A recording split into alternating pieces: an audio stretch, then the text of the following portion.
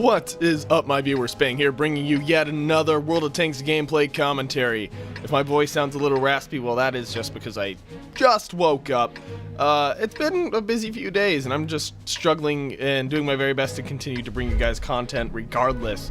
If you watch my super quick update video, you'll know why it's been a busy few days. But anyway, oh, right here, bow range, another person I haven't seen a replay from in a good while, but that's also not his fault. That's more my fault than anyone's.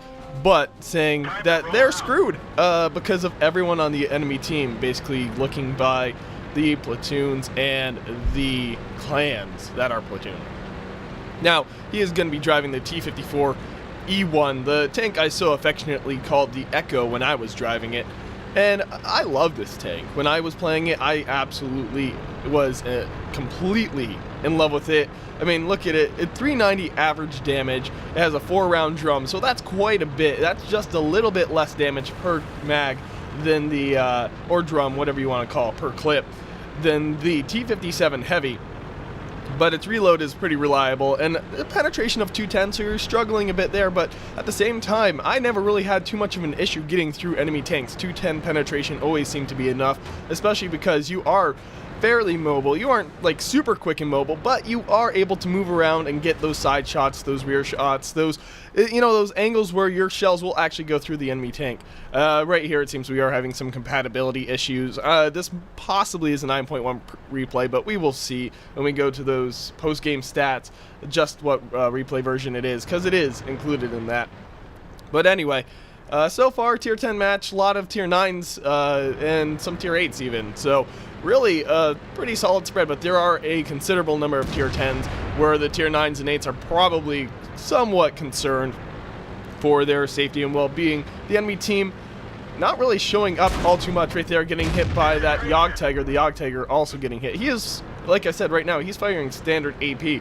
210, proving to be enough to get through the Yog Tiger even. The Yog Tiger not necessarily known for its bounciness, but it can be pretty well armored when it needs to be. Right here, gonna get some shots on this low. One shot, two shots, and it looks like he will die with this drum. There we go, first kill of the match. First kill for bow range, and all in all, doing fairly well. His team not really throwing it away just yet. Minimal artillery per team, so that T95 on his team should be able to more or less abuse his armor as long as the enemy artillery is distracted elsewhere.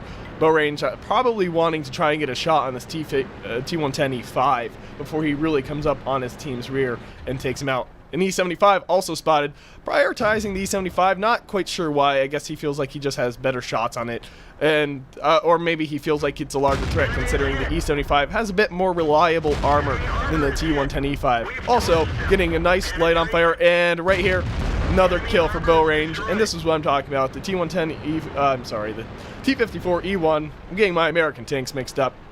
Having a pretty good rate of fire between shots, as well as a pretty fast magazine reload time, and not to mention good damage, decent penetration, and good mobility. He, like I said, it's not a super fast medium tank, but it's definitely a lot more maneuverable than a heavy tank, and considerably more so than a T57 Heavy. The enemy team trying to push up behind him, but being held up by that IS-7 and T30, his team doing a good job of providing rear support. And right here, another thing you might notice is the gun depression, not too terrible, not the best, but still more than workable. Taking a shot out of that AT-15 who is deciding to try and push up, and it looks like he will get away, but just barely. The enemy team now winning 3-5, so he's got to really start making up some ground if he's gonna win this for his team. And like you said, the enemy team actually has some good clans, some good players on it. Bow range's team completely losing the 1-2 line. The only thing that's left is sitting on base that 62A, as well as that Waffenträger E100, otherwise known as the Waffle Monster to some. And those are the only things that are possibly going to stop that push. Although that T62A looks like he's AFK, considering he's still sitting on the spawn point. I'm not entirely sure if he is or not, if that's just the defensive position he's taking up. But bow range trying to move up and take out these enemy tanks, looking to get a shot on that Leopard PTA, but also thinking about taking out this Tiger too. And it looks like he'll move on that. One shot, and then he's going to get another shot if his teammates don't finish it off. Nope, kill is his. Leopard PTA taking a shot and missing just because bow range happened to stop at the wrong moment for that PTA. The right moment for him, however. And the PTA running a bit scared, even though bow range is clipping. So the enemy team not really having too much of an advantage anymore. Just now getting it again. That 62A getting eliminated. Looks like he was AFK. And the enemy team solidly holding the left side of the map. The enemy team, however, quickly about to lose this right side of the map. WoT's team really having a strong position over here, 6-6. It really is anyone's match at this point, and it's been a pretty solid game for WoT. Another enemy tank lost, that Yogg Tiger, and it looks like his big brother will be getting taken out, but WoT, ooh, I saw that one coming. I don't think he should have driven forward on that. Now, one-shottable by pretty much anything. In fact, if he just rams a friendly tank, or a friendly tank rams him the wrong way, even if he just happens to go off a little bump, his tank could die. I mean, if his crew sneezes inside of it, he might blow up. So, gotta play extra cautious now. I think that's the only shot he took, and it sounded... No, I'm sorry, but I really wasn't paying that close of attention. I don't think he's really taken any other damage. I mean, I could go back, but yeah, let's try that. Let's see exactly how much health he had, because I want to say that was a high explosive round that did all that damage to him. Nope, he was previously damaged. That was an AP. And every now and again, I forget that you do have that function in this to just hop back and say, well, what really happened there? So having that ability to jump forward and back in the game is very nice. This Waffenträger, tier 9, really just almost in a perfect position to get taken out. There we go. Another hit, and it looks like the Bat Chat will finish him off. He has 2 more rounds in his drum, more than enough to reset the capture if he can just get a spot. But right now, he's got to play this pretty carefully, considering he is just barely alive, hanging on here. Looking to try and get a shot on either of these EVE-100s to reset, because it is about to be a cap out, and we'll see exactly what happens. Even though his team is winning. Oh, there we go. That looks like a defender to me. It was just below 80, I believe, though. And the enemy team now pretty much losing this match. That Bat Chat looking like he's going to try and get some serious damage. But the Waffenträger, the Waffle Monster, killing the Bat Chat, 11-9. That IS-7 is dead. He's the only one who's currently looking at his base, and he's reloading. 2 rounds left in the drum. If I was him, I would have been a little more aware of how many standard AP rounds I had left and switched to APCR. But at this point, it doesn't matter. His team captures and wins 11-9, and a very solid victory for him.